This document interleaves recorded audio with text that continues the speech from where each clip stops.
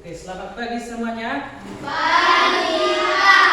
Oke, sebelum kita memulai pelajaran kita, ada baiknya kita berdoa. Yang memimpin doa siapa?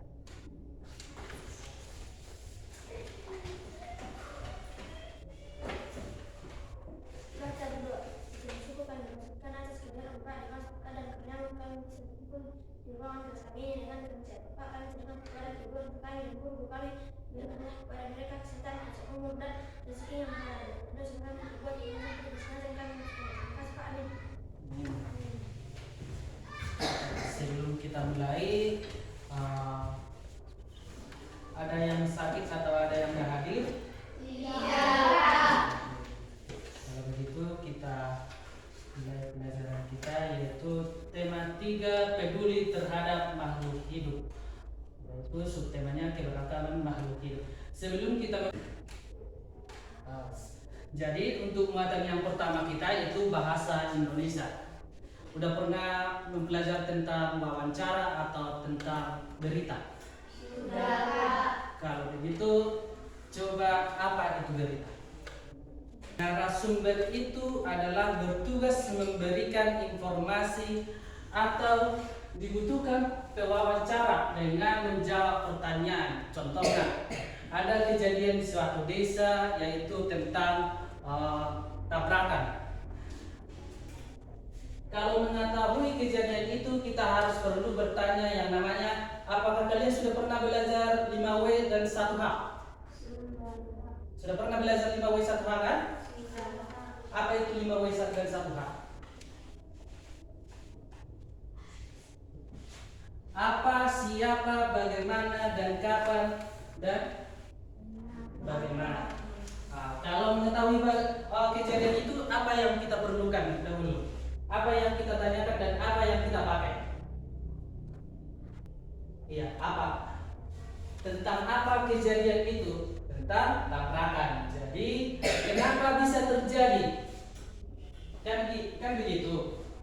Alanya hai bana terjadi, bahasa boy terjadi soalikan irona. Iya. Dan sebelum melakukan wawancara kita harus perhatikan dulu menentukan topik dan kejadian itu.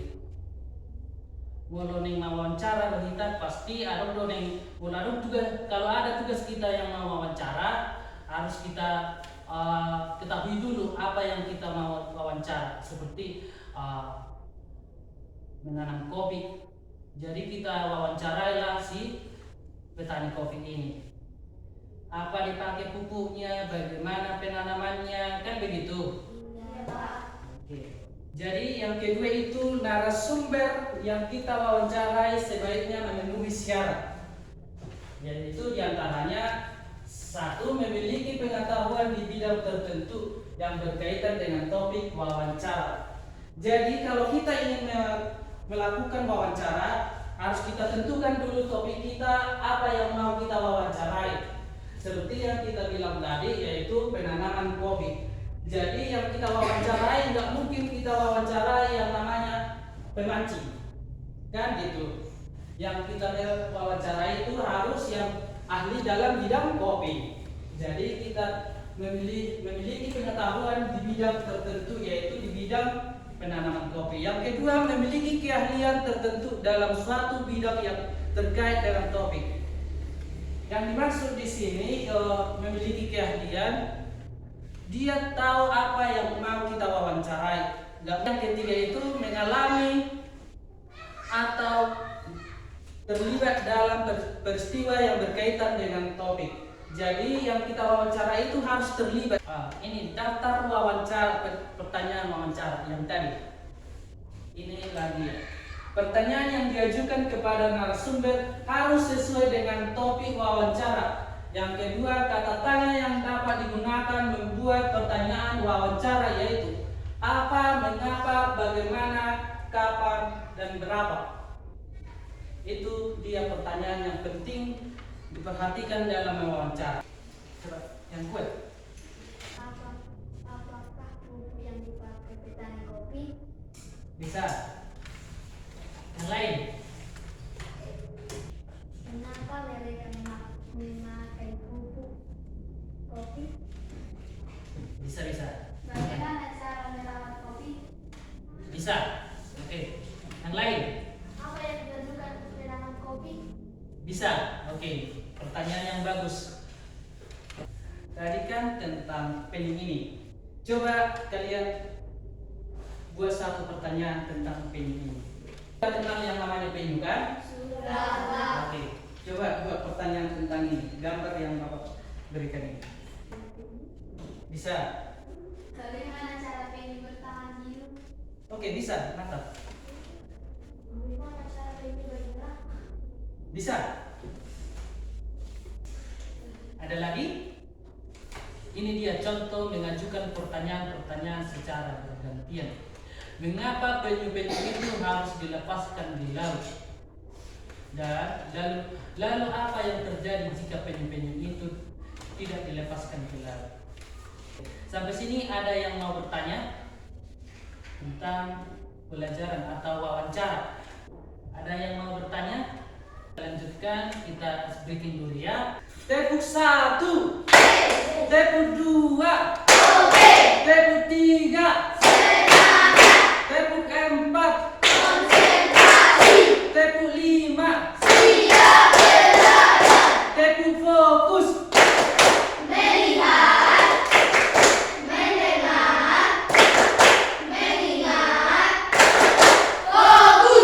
Oke, mantap. Oke, kita lanjutkan ya. Oke, kita masuk ke pembelajaran IPA. Sudah pernah belajar IPA kan? Sudah, Pak. Atau ada bukunya pelajaran apa? Buku IPA? Ada, Pak. Atau ada yang dibawa di tasnya? Coba dikeluarkan. Oke, bisa? Di pelajaran ini kita mempelajari tentang manfaat tumbuhan bagi kehidupan manusia. Sebelum kita lanjut, apa itu tumbuhan? Tumbuhan adalah makhluk hidup yang termasuk dalam kerjaan atau plantea. Kalau enggak, apa itu manfaat tumbuhan bagi manusia yang kalian ketahui? Manfaat tumbuhan bagi kehidupan manusia. Sumber makanan. Iya. Baru Penghasilan oksigen. penghasilan oksigen. Baru Mengurangi polusi udara. ya. Lagi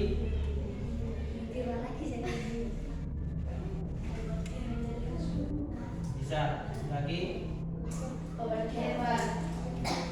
manfaat tumbuhan bagi kehidupan manusia. Yang pertama itu sebagai sumber makanan. Sebelum Bapak jelaskan yang pertama itu sumber makanan. Ada nggak yang kalian ketahui sumber makanan yang bermanfaat bagi manusia? Tumbuhan merupakan sumber makanan yang bisa dikonsumsi manusia dari batang hingga buah. Yang kedua, penghasil oksigen. Yang ketiga, mengurangi polusi udara. Yang keempat, mengendalikan suhu. Yang kelima, obat herbal. Kita belajar tentang bagian-bagian dan fungsi tumbuhan. Bagian-bagian tumbuhan serta fungsinya. Sebelum Bapak nanti menjelaskan apanya, fungsinya, nanti kita bekerja kelompok. Kita buat 3 kelompok. Buat nama kelompok dan fungsinya nanti ya. Ini dia fungsinya. Fungsi akar menyerap air dan zat hara yang dibutuhkan kelangsungan hidup. Yang kedua, batang sebagai tempat penyimpanan cadangan makanan. Yang ketiga, bisa juga sebagai penyimpanan cadangan makanan dan tempat penyimpanan biji untuk perkembangbiakan generasi baru.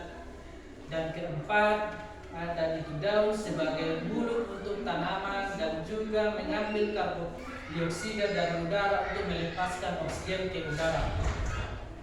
Yang kelima, bunga, tempat terjadinya penerbukan. Oke.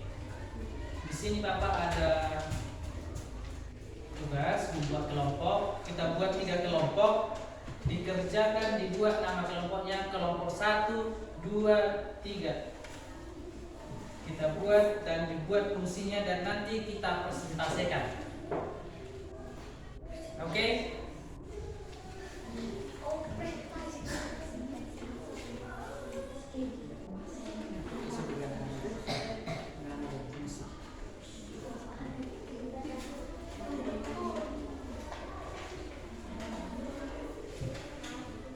Oke, Bapak kasih waktunya 5 menit.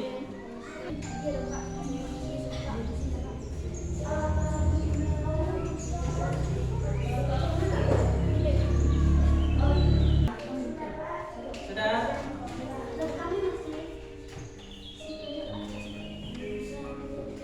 Nah, kelompok sadar. Maju.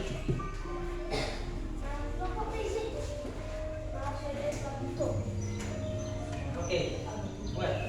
Kali ini presentasikan hasil kerja kelompok kami, yaitu kelompok 1 kelas 4 mata pelajaran corak.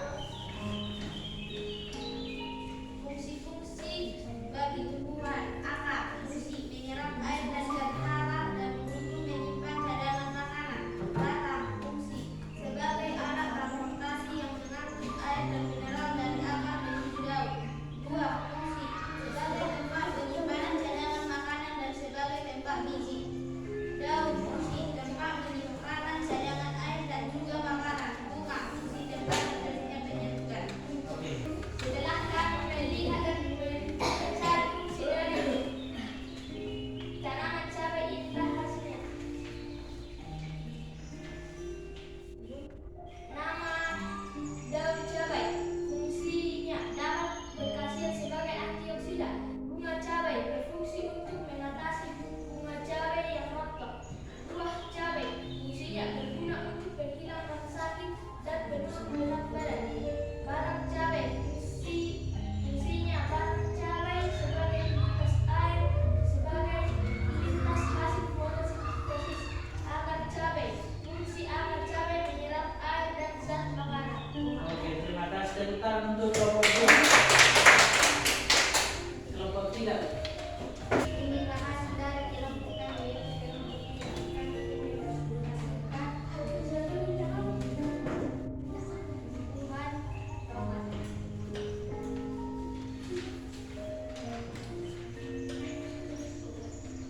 Nama daun, fungsi daun sebagai tempat penyimpanan cadangan air dan makanan. Buah, sumber air dari bunga, tempat terjadinya penyerbukan. Batang, sebagai alat transportasi yang mengangkut air dan mineral dari batang menuju daun. Akar, menyerupai semua fungsi dan air sistem membagikan bagian dan ke belahan tumbuhan yang seperti batang dan daun. Oke, terima kasih untuk kelompok 3. Tepuk tangan untuk kelompok 3. Fungsi tumbuhan dan bagian-bagian tumbuhan yaitu ada akar, batang, buah, daun, dan bunga yang merupakan sebagai akar penyerap air, batang sebagai tempat penyimpanan cadangan makanan, buah sebagai tempat penyimpanan biji atau perkembangbiakan generasi baru, daun sebagai mulut untuk tanaman dan juga mengambil karbon dioksida dan udara untuk melepas oksigen. Bunga tempat terjadinya penyerbukan. Jadi pelajaran kita sampai di sini untuk bagian-bagian fungsi. Sebelum kita akhiri pembelajaran kita, siapa yang bisa menyimpulkan apa itu dari wawancara dan fungsi dan tumbuhan? Oke. Wawancara adalah percakapan antara dua orang atau lebih yang dilakukan untuk mendapatkan informasi secara lisan. Dan fungsi tumbuhan bagi manusia adalah sebagai alat untuk mendapatkan obat-obatan dan sebagai sumber makanan dan pendidik bagi manusia. Oke, bagus. Itulah wawancara dan simpulan dan fungsi pembelajaran kita untuk hari ini. Dan sekian, terima kasih. Untuk kita ambil selembar kertas dan buat namanya. Coba. Oke, yang pertama Setelah kalian mempelajari pelajaran ini, apa yang Anda rasakan? Yang kedua, apa saja kesalahan yang Anda lakukan satu hari ini?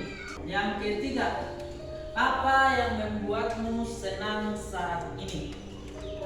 Yang keempat, apa saja yang kau lakukan setelah bangun tidur? Yang kelima, apa saja yang membuatmu benci terhadap sifat kawanmu? Oke? Sudah? Sudah, Pak.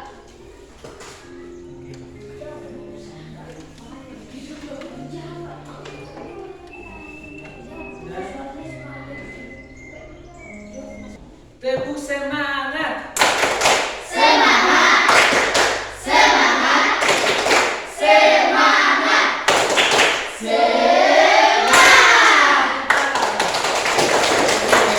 Belajar kita hari ini sampai di sini. Terima kasih.